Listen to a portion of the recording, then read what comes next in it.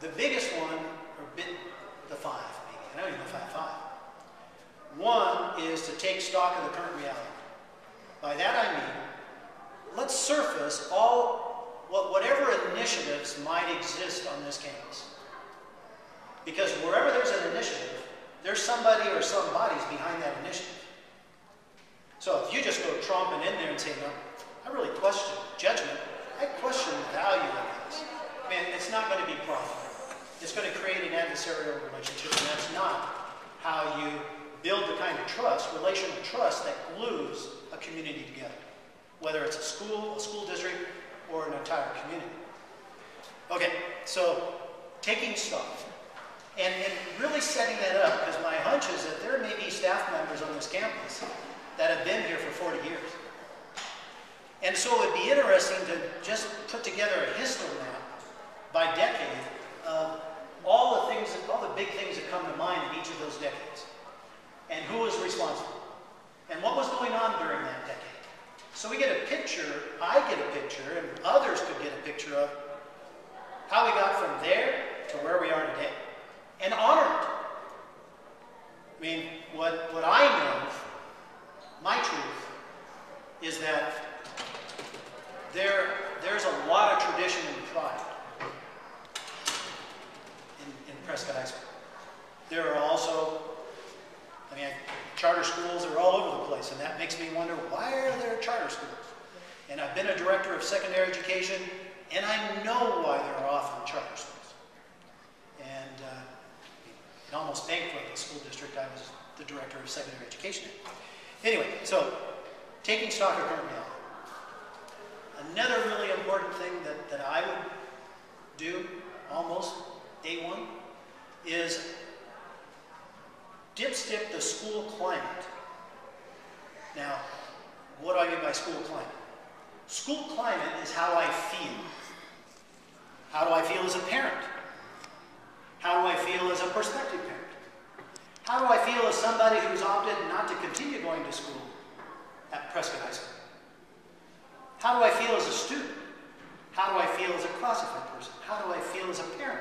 How do I feel as a teacher? How do I feel as a guidance counselor? And then, and everybody needs to be surveyed in that. My hunch is it can be very revealing. My wife, I think I alluded to earlier, is an author, and one of her books is a book called, or it has to do with cyberbullying, parenting in a technological world. And my wife and I, and Ann Solt, and Helen Stevenson, and Beth Dunn are putting together a bully project in August. We're going to be showing the bully movie at Yavapai Community College. We're bringing in one of the parents whose son committed bullycide, Kurt Smalley, to speak at schools. We're still working on finding schools for him to be able to speak at. Or in Humboldt has chosen to use him in a town hall meeting where parents and kids could go. Anyway, so one of the keys to understanding bullying and cyberbullying is connected to a school climate, how I feel at my school. Do I feel like I belong? Am I connected? Do people care about me? I could go on and on and on. So that would be number two. Number three is looking at what plans are currently in place to transition out of Ames into Park, and where we are in the planning and rolling out of the Common Core standards. And what kind of a job have we done with parents to really inform them so that they have a real good understanding about what's about ready to happen. Because there are states that have let out with the Common Core, Kentucky being one of the primary, and New York, another, with similar tests to what they'll be using to assess the Common Core. And where they were having passing rates on their state assessments of 80%, they've dipped between 30 and 50%. That has cataclysmic effects, especially in a state where that test determines whether or not you graduate. So we better be prepared. We owe it to our kids and to our constituents to be prepared. And even then, see, another thing that I've learned is that anytime you move into something new, there's always going to be an implementation date. And that's spooky, because you want to right away run back to what you were comfortable with. But you're going to ride this dip out to get to the other side. The other thing that I think we really need to take stock of is what is the level of collaboration, and that's going to permeate school climate as well. So I think getting a sense of that and understanding how the shortened days are used, and are they really being used effectively, and hearing what people's thoughts are about that. Because I really believe that we can't do this as isolated islands in our classrooms. It was never an effective approach, and it's even less effective today. And our students really need to see, because it's going to have an effect on them as a 21st century skill. One of the biggies is collaboration. I mean, Google, my son-in-law works for Google. Collaboration's big. I mean, and that marketplace out there wants folks that can collaborate. And so our students are watching us. They pay attention. Is this a collaborative staff? Is this a group of people that work together well? Do they accomplish goals? Do they set goals, etc.? So those are some of the things that come to mind. Yes. One more question. In your past positions, whether it's as a principal or teacher, how would you, well, principal, I guess, how would you recognize your faculty, students, and staff for outstanding work in the light of current no money raises, old school, everything, not a lot of support from the community? I mean, that's going to be really important when you get that job to really give, like, I don't know if you've ever had that kind of environment. When you talk about climate, it's a big climate here. So, somewhere out here, there's an elite circle that's dormant, that needs to be reinvigorated. I think I met, is the nice young man's name Mr. Rosenthal, who is the ASB president? Rosedal. Pardon? Levi Rosedal. Levi. I think USB plays a really critical role in setting culture. Now, climate is how I feel. The culture is why I feel that way.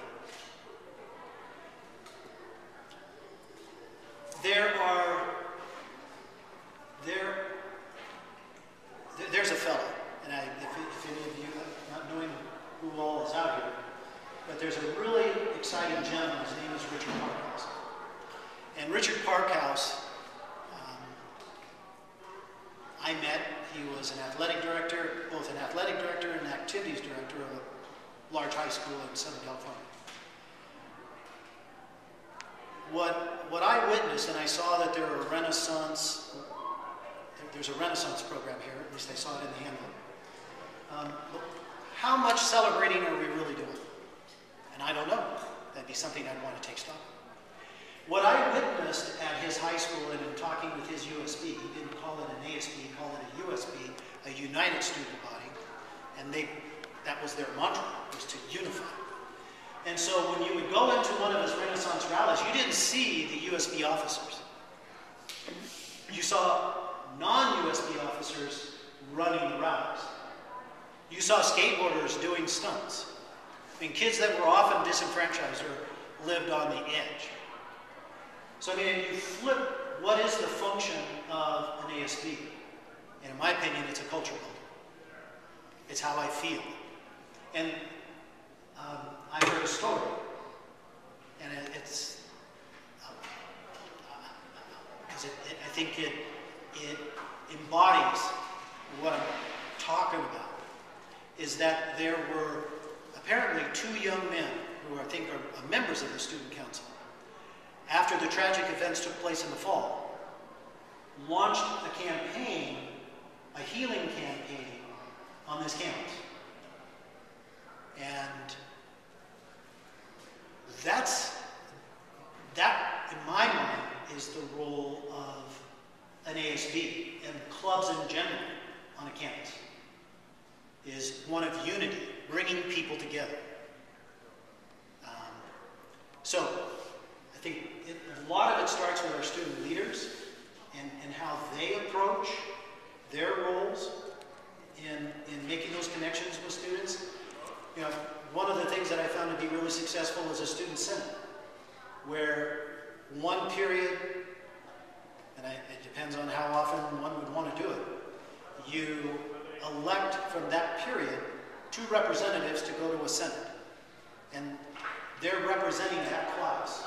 And they're speaking with student council, so that they, again, have a voice, a way of getting their feelings present and out there to the ASB, because many times ASBs are just seen as a clique. And they march to their drum beat. And so I think students really truly need to have that voice.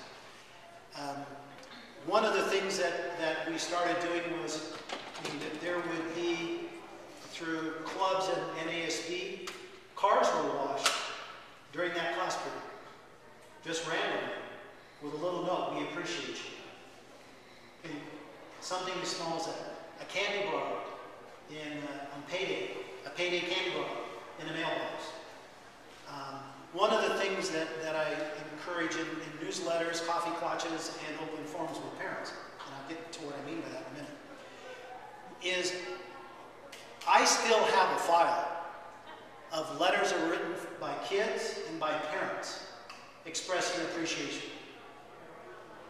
I mean, if working with PTSO and any other outreaching kind of group, we could encourage parents that when something good happens at school, that you step up and you let that parent know, or let that teacher know, or that custodian, or the cafeteria worker, or the office person know, you really made a difference today in my kid's life.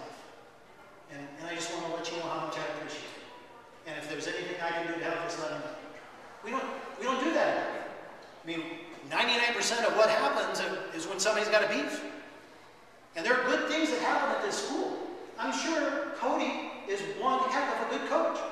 I mean, I went to the Bradshaw game. I saw a clean game. I mean, I didn't see a lot of flags flying around, and that tells me a lot about the character of a coach and his players. You know, I hope somebody recognized it. I should. You know, as a community member, I should have said something. But I know it was embossed in my brain that, and especially when you're playing against your crosstown rival. I mean, there, if you're going to be cheap, you're going to be cheap there. But it says something about the coach. So we talked about, and then myself, you know, one thing I've never really had a problem with, and that's making connections with kids. You know, even with a bald head and white hair and older than most maybe, I've always been able to make a connection. I've officiated now 3 of my students' weddings. I'm doing 4 and 5 this summer. I was almost late today because I was talking to a bride-to-be. Anyway, so connections with kids has never been an issue. When I was at Encino, which again, inner city, largely African-American, Latino, and I'd worked for 3 years at an off-reservation boarding school in Riverside, California, and even the tribes that were represented there didn't stiff-arm me as strongly as the Encino kids did. And I was frustrated. I was going home saying to my wife, I said, "Sweetheart, I don't get it. I just don't get it. I understand white privilege. I understand a lot of stuff, but this is just not normal." And I decided to do something. You might think this is really kind of silly. I started every night calling, if I could get because I spend anywhere from 2 to 3 periods a day in classrooms. And I would work hard to get a post-it note with, hey, just want to let you know I'm thinking about you today. Happy birthday. Smiley face, put it on their desk. And if I couldn't get out to the classroom to do that, I never missed a phone call. Never. To this day, and I had no Facebook friends a year ago, I have 704 and most of them are students. And every one of them gets a happy birthday. It means the world to them. I mean, that's simple. And then one day a teacher said, what the heck? You're coming in here writing them notes. When are you going to write me a note? And I said, I couldn't get their birthdays. They wouldn't release them. I said, you guys give me your birthdays, I'll cover your class for 15 minutes so you can go to the bathroom early or go to lunch early. I mean, these are little things that tell somebody, wow, you cared enough to find out and call me tonight? Because 99% of the phone calls I made that first year, the parents said, what the hell am my kid to do now? The only time I ever hear from anybody at that school is when my kid's in trouble. You mean? I mean, I could be crying, blubbering, uncontrollable. I mean, it's little things. The other thing, this could get me in trouble. I got, 40 some odd years under my belt, is I touch. Now, I try to be appropriate with my touch. You know, if I'm going to hug somebody, I'm going to hug them from the side. I'm going to touch them on the shoulder. But one day I was in the hallway. I didn't see them. And I came home that night. And because when I walk by, I'll just touch on the shoulder. I had over 100 touches during one passing period. And I said, sweetheart, we're over the hump. It's real now. I'm okay. And it's really critical, and I know you guys know this, because you don't capture a mind until you capture a heart. My opinion. I mean, there are kids who are going to be motivated extrinsically to please their parents because of whatever reasons, but really capturing their mind is when you capture their heart. And that old stuff about folks don't care what you know until they know that you care, it's just true. It's just true. And it doesn't matter your age. It doesn't matter whether you're 5 years old or you're 80 years old.